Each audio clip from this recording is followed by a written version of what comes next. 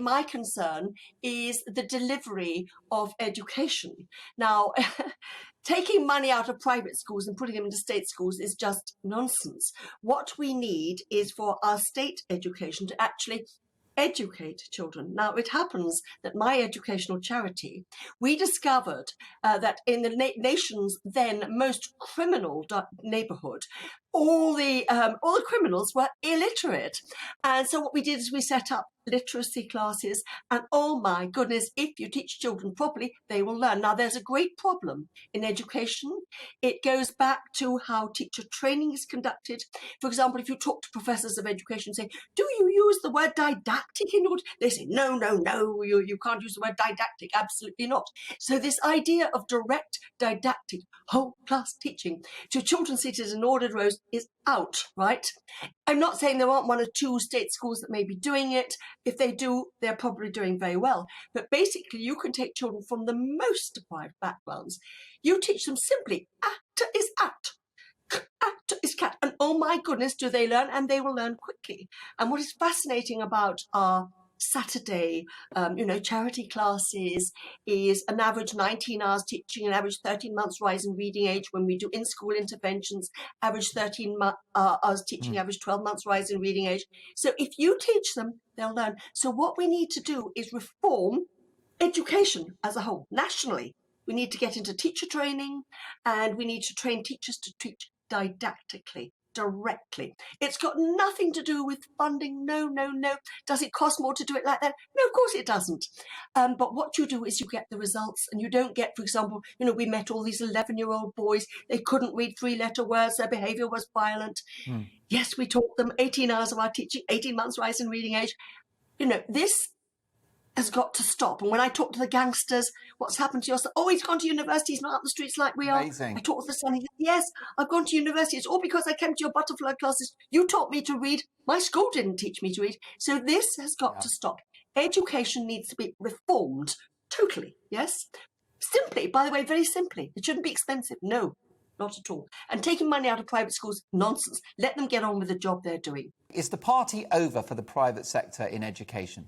I don't think it should be. I think that's, money that parents are paying to the schools. Yes, Eton may have millions, but that's money that should be spent on the education of the children. I don't think that these are businesses that are running to make profit in the way that a business would normally. I went to a state school. I would have loved to have gone to a private school.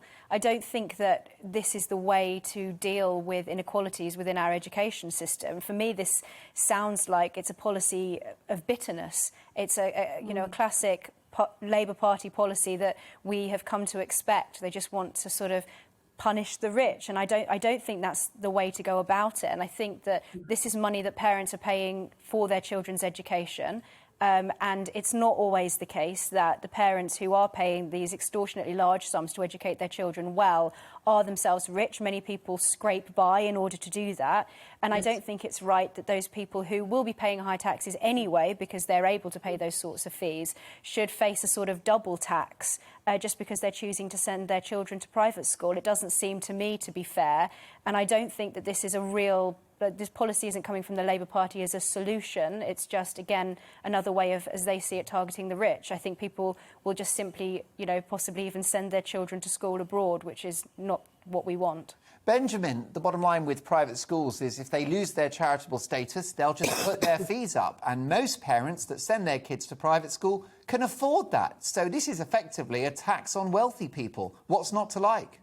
Yeah, well, it will mean that the fees go up, and it become only sort of accessible to people in a certain wealth bracket. But what that will do is it already is, Benjamin. No, it's not, already the domain of the wealthy. Because at the moment there are a number of bursaries, there are a number of scholarships, there are a number of charitable schemes, which mean that these schools, you mentioned Eton, for example, they have the King's Scholars who go there on the basis of getting in a similar way to how grammar schools operate, and they get an excellent quality of education despite not being able to afford it. And if we sort of get rid of these, if we sort of tax these schools and we take their charity status away, they have absolutely no reason to provide those scholarships and bursaries and those ways to access for people who can't necessarily afford it. And they will become entirely institutions for the elite and the super wealthy, and people who get in on scholarships won't have that access anymore.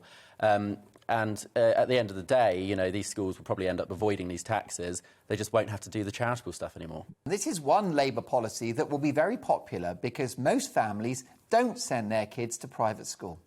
Indeed, and I think actually that private schools are already for the super rich. I mean, I know, I actually went to a private school. When I went to my school, which was like 30 years ago, the kids there were a real mixture of society. There were kids from council estates, there were kids from middle-class homes, professionals, doctors, dentists, lawyers, teachers. Now, pretty much everybody who goes to that school is the child of a city worker, you know, a banker. It's already for the super rich. And yeah, there are a few scholarships and a few assisted places, but unless they actually make those a hell of a lot more numerous, it's just a token gesture, really. And I think, you know, when we've got schools with swimming pools and you've got schools where there are holes in the roof, you know, and you can pretty much make a swimming pool from the rain that's collected, it's just totally unfair to children. Just look at the A-level results recently. You know, how much better the private schools did than the state schools. That's just not fair, and there's something wrong.